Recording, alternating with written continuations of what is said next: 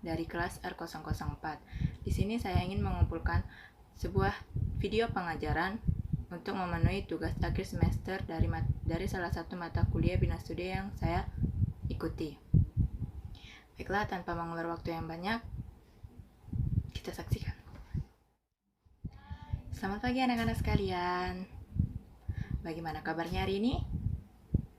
Baik ya. Sebelum kita memulai pelajaran kita di pagi yang cerah ini, sebaiknya kita berdoa terlebih dahulu. Ketua kelas, mohon dipimpin kelasnya, Nak. Kita berdoa. Selesai. Nah, pada kesempatan kali ini, Ibu akan menyampaikan sebuah layanan informasi dengan topik atau tema peranan remaja di dalam kehidupan sosial. Nah, anak-anak Ibu sekalian, ini kan sedang menginjak namanya masa remaja, ya kan? Nah, sebelum kita masuk ke dalam materi, Ibu mau nanya satu hal nih. Ada yang tahu apa itu masa remaja? Nah, biar Ibu jelaskan ya, terlebih dahulu. Remaja atau masa remaja itu merupakan masa peralihan. Mengapa disebut sebagai masa peralihan? Karena pada masa ini, tergantinya pergantian dari masa kanak-kanak menuju dewasa. Masa remaja ini tidak juga disebut sebagai masa kanak-kanak, tidak juga disebut sebagai masa dewasa. Itu sebabnya dia disebut sebagai masa peralihan.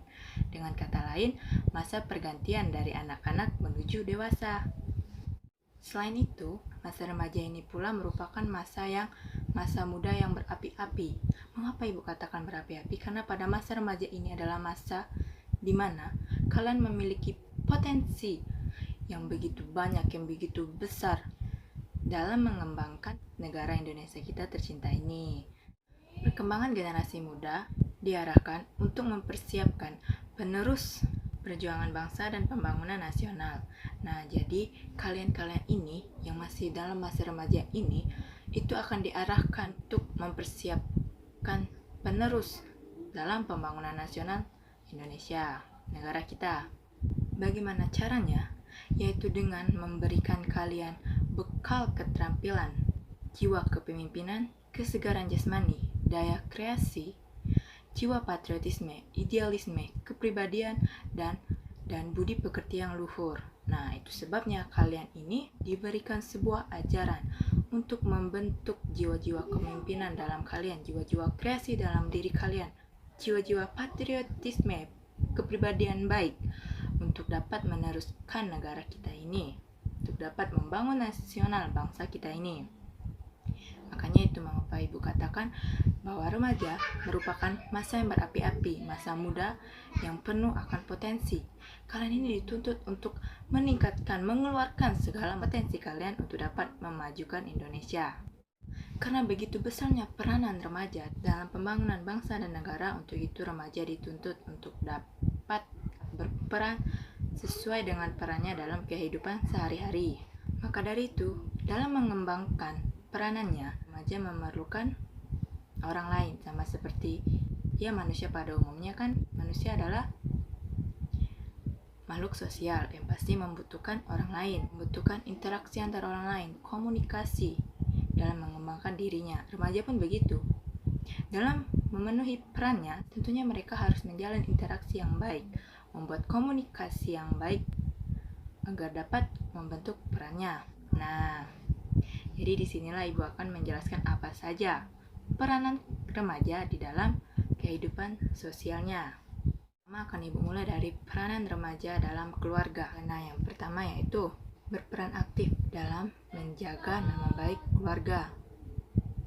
Nah, kalian ini juga harus menjaga nama baik keluarga. Bagaimana caranya? Kita harus menjaga diri kita.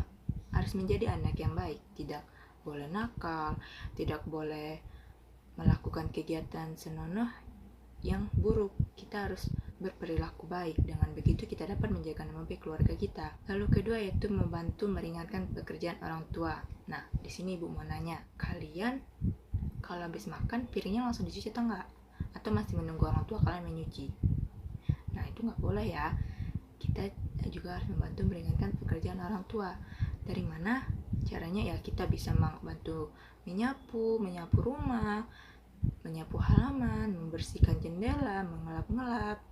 Itu kan juga namanya dapat membantu meringankan pekerjaan orang tua. Nah, jadi ketika orang tua melihatnya, hatinya merasa senang pada anaknya. Oh, pasti orang tua langsung berpikir, oh anakku hebat, dia mau merapikan pekerjaan rumah, dia mau membantuku. Itu merupakan satu cara yang juga dapat menyenangkan hati orang tua kalian. Bukannya kalian meringankan pekerjaan orang tua dan membantu rumah jika ada keinginan saja, seperti aku ingin membeli HP, aku harus perbaikin orang tuaku, aku harus menyapu rumah, aku harus mengelap, aku harus memperbaiki genteng, aku harus merapikan tembok, aku harus menggeser sejajar rumah. Tidak, kita harus melakukannya tanpa mengharapkan imbalan. Nah, selanjutnya yaitu menciptakan situasi dan kondisi yang nyaman. Nah, menciptakan situasi kondisi yang nyaman. Bagaimana, Bu? Nah, tentunya menciptakan sebuah suasana yang nyaman. Mulailah berbicara pada orang tua kalian, saling bercerita, saling berkomunikasi. Itu dapat meningkatkan hubungan keromatisan antara orang tua dan anak. Tentunya kalian tidak harus menunggu orang tua kalian yang berbicara.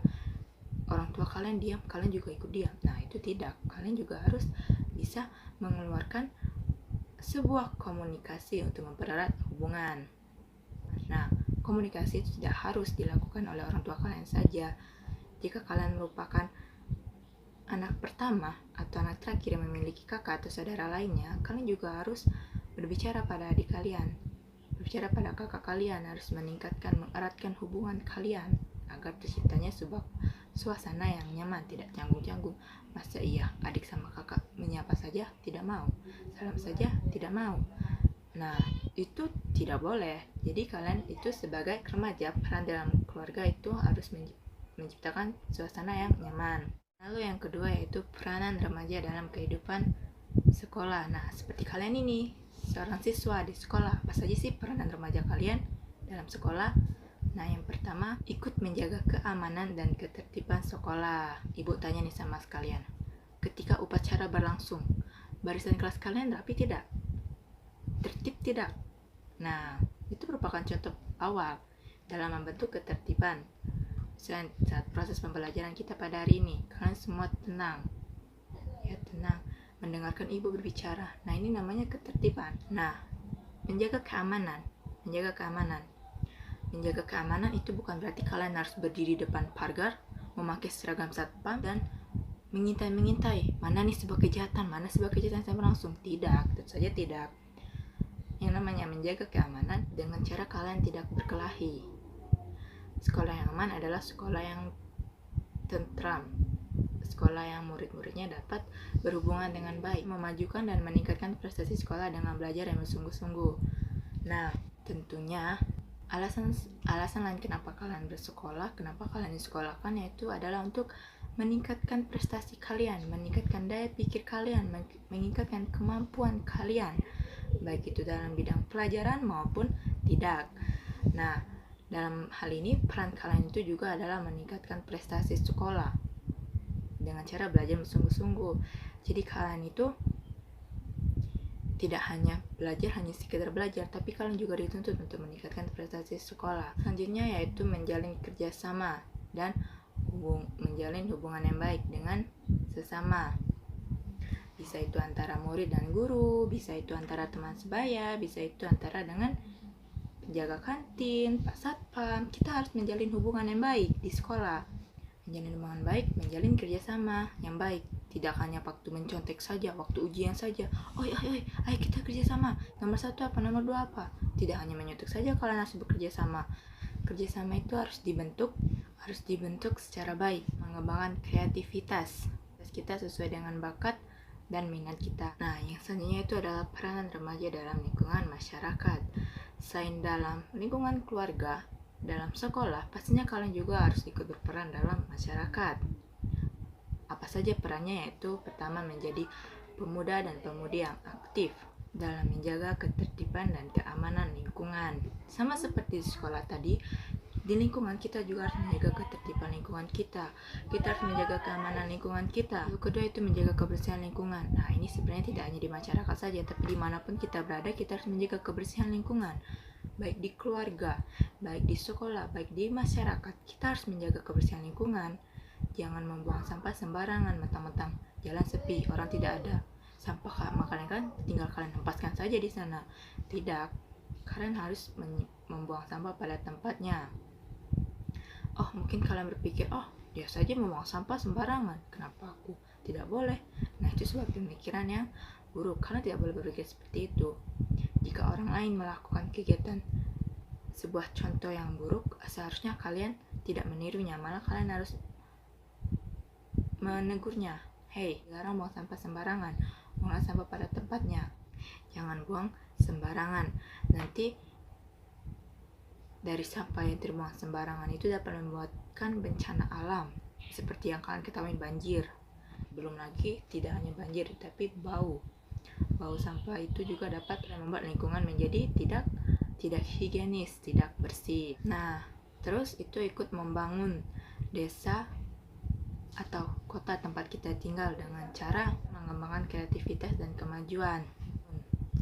Nah, arti membangun di sini bukannya kalian harus ikut membangun rumah, membangun berkarangan. Oh, kalian melihat ada seorang tukang lagi mengerjakan rumah, lagi membangun rumah. Terus kalian teringat, oh kata ibu, peran remaja dalam lingkungan itu harus ikut membangun desa. Jadi kalian berlari mendekati tukang. Pak, biar saya saja bangun. Pak, biar saya saja. Tidak, bukan seperti itu. Kita dapat membangun tempat tinggal lingkungan di mana kita berada, yaitu dengan mengembangkan kreativitas kita yang ada. Tidak menjadi remaja malas dan acuh terhadap lingkungan. Nah, seperti yang ibu bilang dari awal tadi, remaja ini kan merupakan masa berapi-api, masa yang penuh dengan potensi, masa yang memiliki energi paling besar. Nah, tentunya kalian tidak boleh malas, tidak boleh acuh pada lingkungan. Misal ada kegiatan gotong royong, kalian ikuti. Pula kan kalian dapat menjalin sebuah hubungan yang baik, dapat meningkatkan hubungan yang baik dengan tetangga yang lain, dengan teman-teman yang lain. Dengan begitu kalian tidak menjadi remaja yang acuh. Kita harus peduli terhadap lingkungan kita. Kita tidak boleh mengabaikan lingkungan sekitar kita, karena kita pemuda-pemudi, seseorang yang disiapkan untuk meneruskan bangsa dan negara kita. Tentunya kita harus semangat dari cara kita mengikuti kegiatan gotong royong, mengikuti perlombaan. Kita harus aktif, tidak boleh menjadi remaja yang malas. Tentunya kita itu harus menjadi remaja yang aktif, remaja yang bersinar, remaja yang berapi-api. Kita harus mengeluarkan segala aura kita, mengembangkan segala potensi yang kita miliki dalam memajukan negara kita ini. Tidak hanya menjadi remaja yang berdiam diri, tidak menjadi remaja yang hanya bergerak ketika disuruh gerak, tidak menjadi remaja yang acuh terhadap lingkungan. Kita harus peduli terhadap lingkungan kita. Nah, tadi kan ibu juga sudah menjelaskan peran-peran remaja, sudah menjelaskan apa itu masa remaja, mengapa disebut sebagai masa peralihan, mengapa dikatakan sebagai masa yang berapi-api. Nah, dari materi yang telah ibu berikan, apakah ada dari Ananda sekalian, dari murid-murid ibu nih yang ingin bertanya, atau ada materi yang belum paham, atau ada sesuatu yang mengganjal di hati kalian dan ingin kalian tanyakan? Silakan. Tidak ada ya? Baiklah. Jika tidak ada, sebelum ibu tutup materi pelajaran kita hari ini, kegiatan belajar kita hari ini, ibu akan menyimpulkan terlebih dahulu. Jadi, remaja itu merupakan masa peralihan dari kanak-kanak menuju masa dewasa. Masa remaja ini merupakan masa berapi-api. Kenapa? Karena pada masa inilah jiwa-jiwa muda kalian itu mengaung-ngaung, memberontak untuk segera dikeluarkan. Dengan cara bagaimana? Dengan cara mengembangkan potensi-potensi dan bakat yang ada dalam diri kalian. Nah, karena ibu telah menyimpulkan pelajaran kita, itu berarti proses belajar kita hari ini telah berakhir. Baiklah, jika tidak ada lagi yang ingin kalian pertanyakan, ibu pamit undur diri dulu. Jika ada kata yang salah apa yang telah ibu sampaikan sama proses kegiatan belajar tadi, ibu minta maaf. Ibu akhiri, sekian dan terima kasih. Baiklah, itulah tadi video pengajaran yang dapat saya sampaikan. Kurang lebihnya saya mohon maaf jika ada kata yang salah atau mungkin penyampaian yang monoton dan terganggu-ganggu. Saya mohon maaf. Saya akhiri, terima kasih, selamat pagi.